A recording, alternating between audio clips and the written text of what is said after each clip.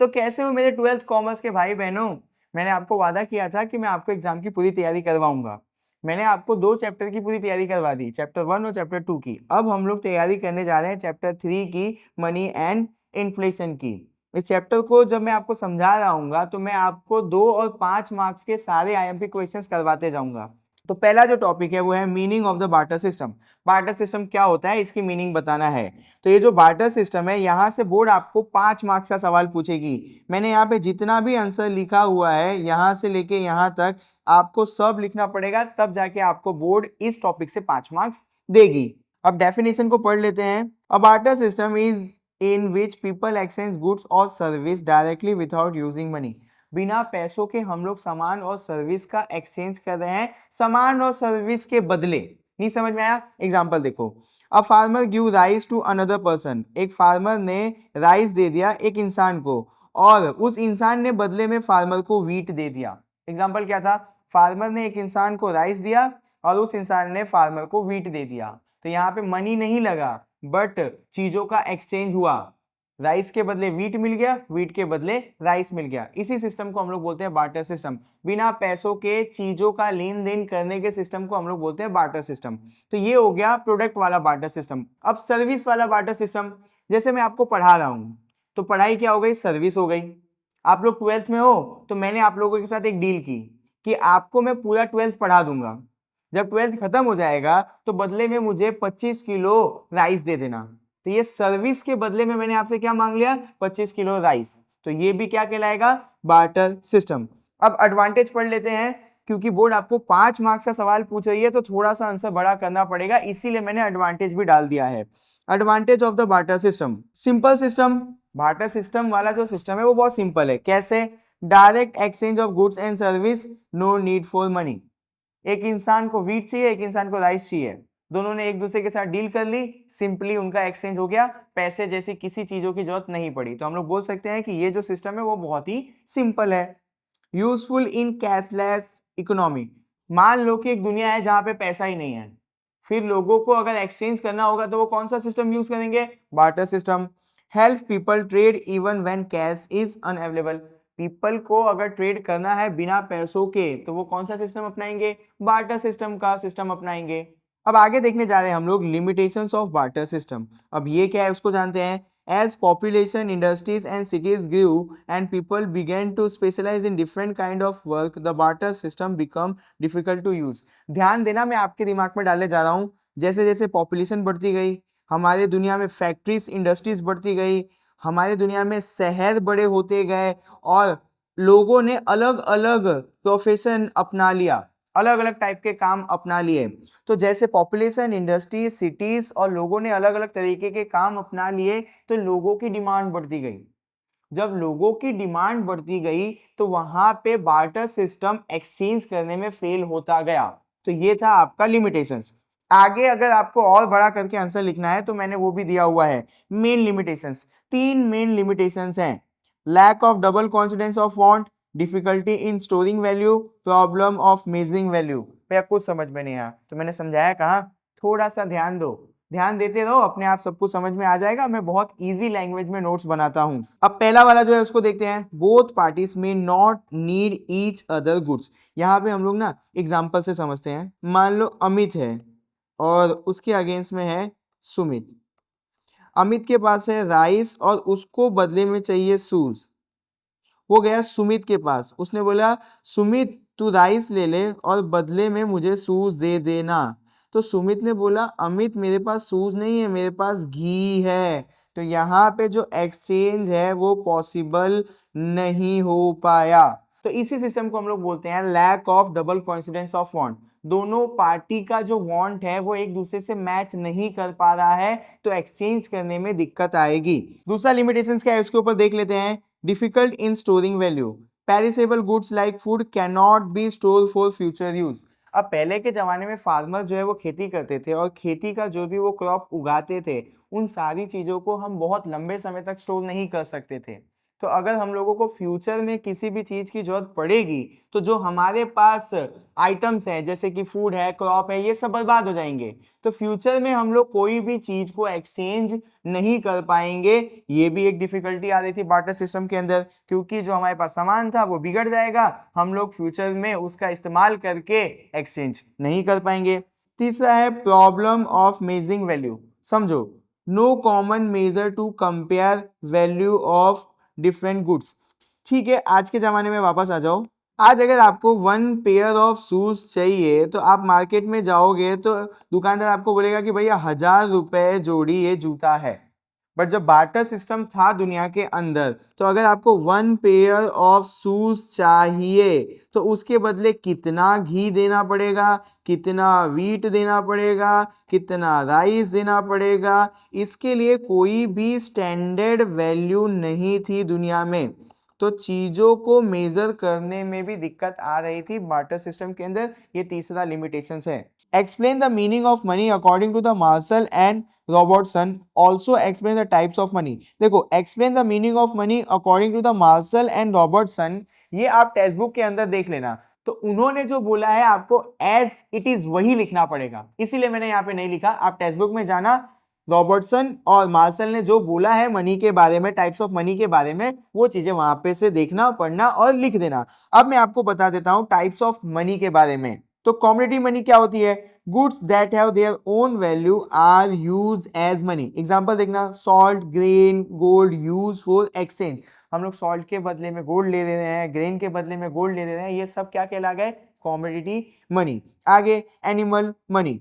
Animal were use as a medium of exchange in ancient agriculture society. Example देख लो, cow, buffalo, horse exchange for goods. हम लोग सामान के बदले में जब जानवरों को बदल रहे थे, हम लोग उस सिस्टम को बोलेंगे एनिमल मनी। आगे metal money. Coins made from metal like gold, silver, copper are use for trade. धंधा करने के लिए, ट्रेड करने के लिए हम लोगों ने कॉइन का इस्तेमाल किया। वो कॉइन किससे बने थे? गोल्ड, सिल्वर और कॉपर से। गोल्ड कॉइन और copper coin in Asian kingdoms. पुराने जमाने में गोल्ड और कॉपर के कॉइन यूज करके इंसान बिजनेस करता था, तो हम लोग ऐसे मनी को बोलते हैं मेटल मनी। अब आ गया paper money. Currency note issue by government और सेंट्रल बैंक। किसी भी देश की गवर्नमेंट ने और सेंट्रल बैंक ने जो भी नोट इशू किया हुआ है, हम लोग उसको बोलते हैं paper money. Rupee note use in daily transaction. India के अंदर हम लोग रुपी की नोट को यूज करते हैं रोज कोई ना कोई ट्रांजैक्शन करने के लिए, मतलब सब्जी, दाल, दूध, सब कुछ खरीदने के लिए हम लोग रुपी नोट का इस्तेमाल करते हैं। तो ऐसे मनी को हम लोग बोलते हैं पेपर मनी। क्या याद रखना है कि गवर्नमेंट और सेंट्रल बैंक इसको इशू करती है। फिर आया बैंक मनी।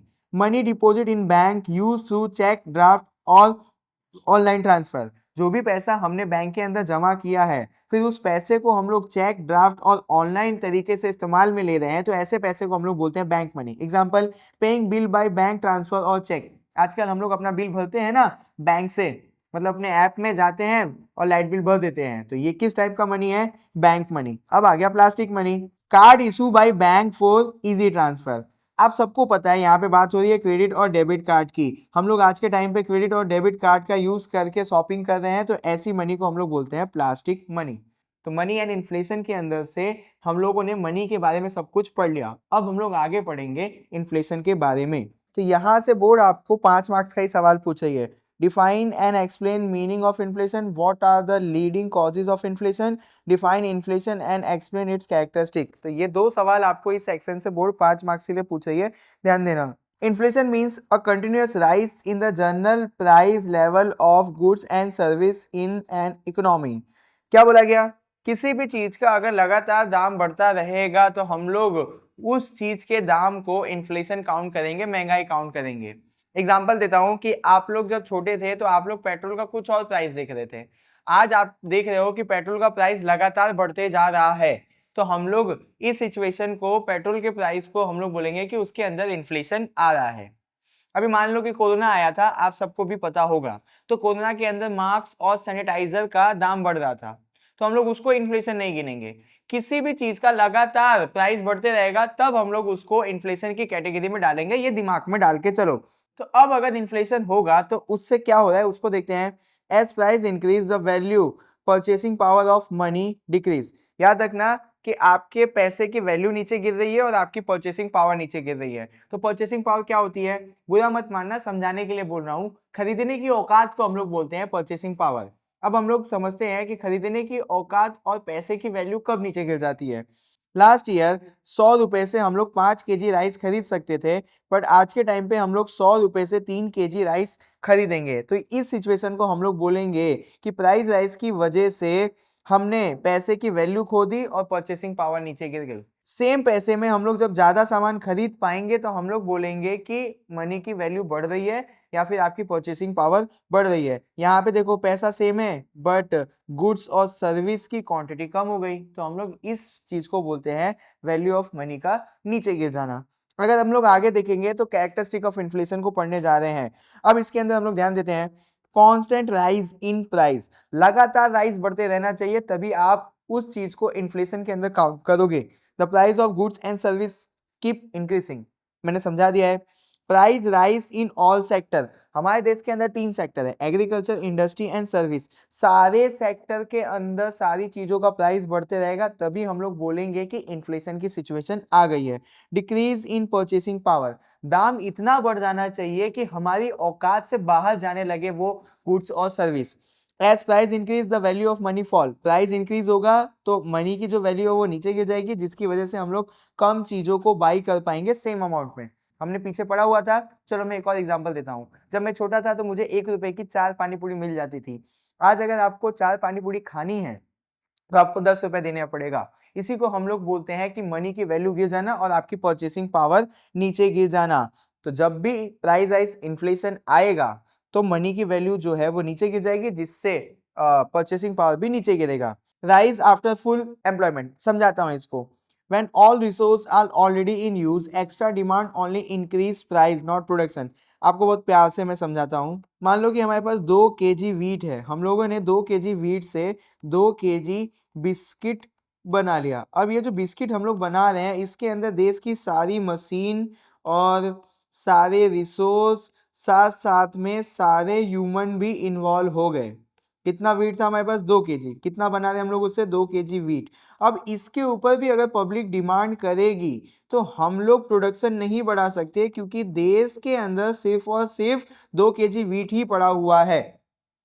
2 kg वीट से 2 kg बिस्किट बनाया, इसके ऊपर अगर पब्लिक डिमांड करेगी तो प्रोडक्शन के अंदर हम लोग इंक्रीज नहीं ला पाएंगे, तो ऑटोमेटिकली प्राइस राइज होने लगेगा। तो इसी सिचुएशन को हम लोग यहाँ पे बोल रहे हैं कि when all resources are already in use, extra demand only increase price, not production. सारी चीजें इस्तेमाल में हैं, उसके बाद भी अगर लोग डिमांड करेंगे तो प्रोडक्शन नहीं बढ़ पाएगा, क्योंकि हमारे पास उतना सामान ही नहीं है प्रोडक्शन बढ़ाने के लिए। तो क्या होगा, प्राइस बढ़ेगा। अब हम लोग पढ़ने जा रहे हैं कॉजेज ऑफ इन्फ्लेशन। तो यहाँ पे मेनली 2 ही रीजन होता है, एक होता है इंक्रीज इन डिमांड, एक होता है increase in cost of production. तो अब यहाँ पे हम लोग पढ़ने जा रहे हैं इंक्रीज इन डिमांड। इस डिमांड को हम लोग डिमांड पुल इन्फ्लेशन बोलते हैं। वो क्यों बोलते हैं मैं आपको आगे बताऊंगा। पढ़ते हैं इसको।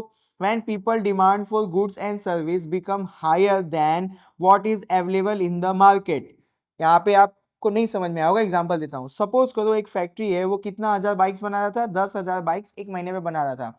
अचानक से क्या हुआ, if people suddenly want to buy 1500 bike but the supply remain 1000, then seller raise price due to higher demand. एक फैक्ट्री है, उसकी कैपेसिटी है कि महीने में वो 1000 बाइक्स ही बना सकता है और इतनी ही बाइक्स लोग खरीदते थे, बट अचानक से लोग बोले कि अब हमको 1500 बाइक चाहिए। तो वो फैक्ट्री वाला बोला भैया हम 1500 बाइक्स नहीं बना सकते हैं। तो वो फैक्ट्री वाला क्या करेगा, वो दाम बढ़ा देगा। जितनी डिमांड है अगर उतनी सप्लाई नहीं हो पाएगी तो ऑटोमेटिकली गुड्स एंड सर्विस की प्राइस बढ़ जाएगी और हम लोगों को ये इन्फ्लेशन की तरफ लेकर जाएगी। अब यहाँ पे मैचलब जो भी है, इन्होंने जो डेफिनेशन लिखी है वो मैंने लिख दिया है ताकि आपका जो आंसर है वो थोड़ा सा प्रोफेशनल लगे। Too much money chasing too few goods cause inflation. बहुत सारे पैसे से जब हम लोग थोड़ा सा सामान खरीद पाएंगे तो हम लोग इस सिचुएशन को इन्फ्लेशन बोलेंगे। तो वही लिखा हुआ है, बहुत सारे पैसों से जब आप थोड़ा सा सामान खरीद के लेके आओगे तो हम लोग उसको बोलेंगे इन्फ्लेशन। तो यहाँ पे ये वाला जो सेक्शन था वो अब आपको समझ में आएगा। When people demand for goods and service become higher, इंसान के डिमांड गुड्स और सर्विस की हायर है, जितना भी प्रोडक्ट मार्केट में अवेलेबल है उससे ज्यादा। कितनी बाइक चाहिए थी? 1500। मार्केट में कितनी अवेलेबल है? 1000। तो क्या होगा? इन्फ्लेशन आएगा, प्राइस राइज आएगा। अब यहाँ पे देखते हैं कॉजेज ऑफ इन्फ्लेशन, 3 है। Increase in supply of money, money के सप्लाई बढ़ने से भी इन्फ्लेशन आता है। ऐसा समझो कि गवर्नमेंट ने हम सबको पैसा बांट दिया है, हम सबके हाथ में बहुत ज्यादा इनकम या पैसा आ गया है, जिसकी वजह से इन्फ्लेशन आएगा। अब कैसे आएगा उसको समझते हैं। When more money is available in the economy, people spend more. आप और मेरे पास जब ज्यादा पैसा होगा तो क्या हम लोग ज्यादा खर्चा करेंगे? हाँ, हम लोग ज्यादा खर्चा करेंगे। But if goods are short, supply price rise. But जो गुड्स की सप्लाई है वो शॉर्ट है तो प्राइस राइज होगा। बहुत ध्यान से एग्जांपल समझना। If everyone get a bonus, Diwali के अंदर सबको बोनस मिलता है। At the same time people by more TV bikes but shop have limited stock, price goes up. आप सबको पता है कि दिवाली के टाइम पे हम सबको बोनस मिलता है। जब हम सबको बोनस मिलता है तो हम लोग दिवाली के अंदर बहुत सारी चीजें खरीदते हैं। जैसे आप मान के चलो कि मेरे पापा हैं, मैंने बोला पापा मुझे फोन दिला दो, पापा ने बोला बेटा जब मेरा दिवाली में बोनस आएगा ना तब मैं तुझे फोन दिला दूंगा। ऐसे कितनों के पापा ने बोला होगा कि बेटा जब दिवाली में बोनस आएगा तो मैं तुझे फोन दिला दूंगा। तो दिवाली के टाइम पे मनी की सप्लाई बढ़ी, किस फॉर्म में बढ़ी? बोनस के फॉर्म में। कंपनी ने सबको बोनस दे दिया तो इसको हम लोग बोलेंगे कि मनी की सप्लाई बढ़ गई। जब मनी की सप्लाई बढ़ गई तो सारे लोग गए टीवी खरीदने, फ्रिज खरीदने। पर दुकान के अंदर अचानक से टीवी और फ्रिज का स्टॉक बढ़ नहीं जाएगा तो दुकानदार क्या करेगा? प्राइस राइज कर देगा, मतलब महंगा बेचने लगेगा। तो इससे क्या हो रहा है? इन्फ्लेशन क्रिएट हो रहा है। अब समझ में आया कि मनी की सप्लाई बढ़ने से कैसे इन्फ्लेशन बढ़ेगा। बोनस क्या था? मनी की सप्लाई थी। जब बोनस आया तो सब लोग जाके सब सामान खरीदने लगे, पर दुकान के अंदर उतना सामान अचानक से नहीं बढ़ सकता है तो क्या बढ़ेगा? प्राइस बढ़ेगा। तो क्या आएगा? इन्फ्लेशन आएगा। आगे, increase in public expenditure, government बहुत ज्यादा खर्चा करने लग रही है, इससे भी प्राइस राइज आता है। एग्जांपल देखते हैं। When the government spend more on building road, hospital and provide job, people income rise. मान लो जो गवर्नमेंट खर्चा करेगी, किसके लिए करेगी? रोड बनाने के लिए, हॉस्पिटल बनाने के लिए, और लोगों को जॉब देगी। जिससे क्या होगा? ये तीनों कंडीशन की वजह से इंसान की इनकम बढ़ जाएगी। जब इंसान ज्यादा कमाने लगेगा तो वो चीजों की डिमांड करने लगेगा, जिसकी वजह से प्राइस राइज हो जाएगी। यहाँ पे एग्जांपल देखते हैं। The government launch a smart city project, government एक स्मार्ट सिटी बनाने जा रही है। लोकल वर्कर को काम मिला, कॉन्ट्रैक्टर को काम मिला। अब ये सारे लोग ज्यादा पैसा कमाने लगे हैं। जब सारे लोग ज्यादा पैसा कमाएंगे तो सारे लोग डिमांड करेंगे किसकी? फूड की, क्लोथ की। मान लो मैं 5000 रुपये कमाता हूँ तो मैं 2 जोड़ी कपड़े खरीदता हूँ। अब गवर्नमेंट ने स्मार्ट सिटी बनाया तो मुझे वहां पे एज अ कॉन्ट्रैक्टर काम मिल गया। अब मैं कमाने लग रहा हूँ 15,000 रुपये। तो जब मैं 15,000 रुपये कमाऊंगा तो मैं 4 शर्ट खरीदूंगा। पहले मैं 5,000 रुपये कितना खरीदता था? 2 शर्ट। अब 15,000 रुपये में कितना शर्ट खरीद रहा हूँ? 4 शर्ट। तो ये जो मेरी 5,000 से 15,000 की इनकम बढ़ी वो किसकी वजह से बढ़ी? गवर्नमेंट की वजह से। क्यों? क्योंकि गवर्नमेंट ने एक स्मार्ट सिटी बनाया जहां पे मुझे कॉन्ट्रैक्टर का काम मिला और जिससे मेरी इनकम बढ़ गई। तो आपको ये याद रखना होगा कि गवर्नमेंट जब स्पेंड कर रही है तो लोगों को काम मिलेगा, जिसकी वजह से उनकी इनकम बढ़ेगी, जिसकी वजह से उनकी डिमांड बढ़ेगी। उनकी डिमांड जितनी तेजी से बढ़ रही है उतनी तेजी से देश के अंदर फूड हो गया, क्लोथ हो गया, शूज हो गया, व्हीकल हो गए, ये सारी चीजों की सप्लाई नहीं बढ़ सकेगी। तो क्या होगा? प्राइस राइज, जिसकी वजह से हम लोग इन्फ्लेशन की तरफ बढ़ते जाएंगे। ओवर पॉपुलेशन ये तीसरा कारण है डिमांड की वजह से इन्फ्लेशन बढ़ने का। When the population grow faster than goods and service, demand increase। मान लो देश के अंदर 100 लोग पैदा हो गए और कपड़े सिर्फ 10 हैं, तो लोग ज्यादा पैदा हो गए, गुड्स की जो सप्लाई है वो ज्यादा नहीं बढ़ी, तो इससे क्या होगा? प्राइस में इंक्रीज आ जाएगा। अब जो लोगों के पास पैसा है वो मुंह मांगी कीमत पे उस कपड़े को खरीदना चाहेंगे, तो क्या हो रहा है? प्राइस राइज हो रहा है। अब यहाँ पे मैं आपको बहुत ही प्यारा सा छोटा सा एग्जांपल देता हूँ। In crowded city more people look for rented house but the number of house is limited, rent price increase. हम लोग मुंबई, दिल्ली, बैंगलोर ये सारे जगहों पे देखते हैं ना कि प्रॉपर्टी के दाम बहुत ज्यादा हैं। ऐसा क्यों हो पा रहा है? क्योंकि वहां पे पॉपुलेशन बहुत ज्यादा है। मान लो कि वहां पे 100 रूम है और रहने वाले 1000 लोग हैं। पॉपुलेशन कितने की है? 1000 की। रूम कितना है? 100। इसकी वजह से वहां पे रेंट हो, प्रॉपर्टी हो, इसके दाम महंगे हैं। क्यों? क्योंकि लोग ज्यादा है, चीजें कम है, जिसकी वजह से डिमांड बहुत ज्यादा है। तो जब डिमांड बहुत ज्यादा है तो वो चीजें महंगे पे मिलेगी। 1000 लोग पे आप 100 ही रूम दे रहे हो, डिमांड ज्यादा है, सप्लाई कम है, जिसकी वजह से प्राइस राइज हो रहा है। तो ये वाला कॉन्सेप्ट आप ओवर पॉपुलेशन में लगा सकते हो कि पॉपुलेशन ज्यादा बढ़ेगी और उसके अगेंस्ट में गुड्स और सर्विस ज्यादा नहीं बढ़ पाएंगे, तो जिसकी वजह से बहुत ज्यादा डिमांड बढ़ेगा, जिसकी वजह से सप्लाई अगर नहीं बढ़ पाया तो प्राइस ऊपर जाएगा। बहुत ही आसान तरीके से मैंने आपको ये सारी चीजें समझा दी है। अब हम लोग फोकस करने वाले हैं increase in cost of production. Cost of production बढ़ने से किस तरीके से इन्फ्लेशन आ रहा है, तो कॉस्ट ऑफ प्रोडक्शन का दूसरा नाम है कॉस्ट पुश इन्फ्लेशन। अब हम लोग ये जान लेते हैं कि कॉस्ट पुश इन्फ्लेशन है क्या। When the cost of producing goods rise, seller increase price. Example देख लेते हैं।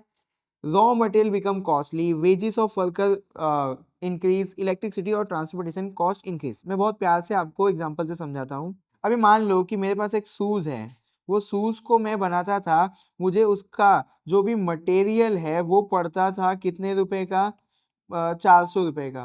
भाई 400 रुपए के शूज बनाने के लिए मुझे 100 रुपए वेजेस देना पड़ता था और इलेक्ट्रिसिटी भरनी पड़ती थी 20 रुपए की और ट्रांसपोर्ट का खर्चा मेरा जाता था 30 रुपए का। टोटल कितना हो गया, 400, 500, 550। मेरा एक शूज कितने में बन गया, 550 का। अब यहाँ पे देखो, ये जो मटेरियल का कॉस्ट है वो 400 से हो गया, यहीं पे लिखता हूँ 500 का। जो वेजेस था अब वो 150 रुपए पे पहुंच गया। जो इलेक्ट्रिसिटी का कॉस्ट था वो 40 रुपए पे पहुंच गया अब। और जो ट्रांसपोर्टेशन कॉस्ट है वो 60 रुपए हो गया। अब देखते हैं टोटल कितना हो रहा है, 500, 600, 650 और 650, ये 40 में गिन लूंगा तो 690, 690, 700, 750। जब ये सारी चीजों का दाम बढ़ेगा तो आपका प्रोडक्शन का कॉस्ट भी बढ़ेगा। जब प्रोडक्शन का कॉस्ट बढ़ेगा तो फाइनल चीज का भी दाम बढ़ेगा। इसी को हम लोग बोलते हैं कॉस्ट पुश इन्फ्लेशन। हम लोग जो भी चीजें बना रहे हैं उसको बनाने में अगर ज्यादा पैसा खर्चा होगा तो कौन सा इन्फ्लेशन आएगा, कॉस्ट पुश इन्फ्लेशन आएगा। अब हम लोग एक छोटा सा एग्जांपल देखते हैं। If the fuel price rise, transportation cost increase, so the price of vegetable and goods also increase. अब देखो, पेट्रोल का अगर दाम बढ़ेगा तो ट्रांसपोर्टेशन कॉस्ट बढ़ेगा, ट्रांसपोर्टेशन कॉस्ट बढ़ेगा जिससे हमको वेजिटेबल्स और सारी चीजें महंगे मिलेगी। ये मैंने आपको पीछे समझा दिया। अभी इसी टाइप की इन्फ्लेशन को हम लोग कॉस्ट पुश इन्फ्लेशन या सप्लाई शॉक इन्फ्लेशन बोलते हैं। ये सारी चीजें मैंने आपको बता दी कि आप लिखोगे क्या और किस तरीके से, वो देख लो।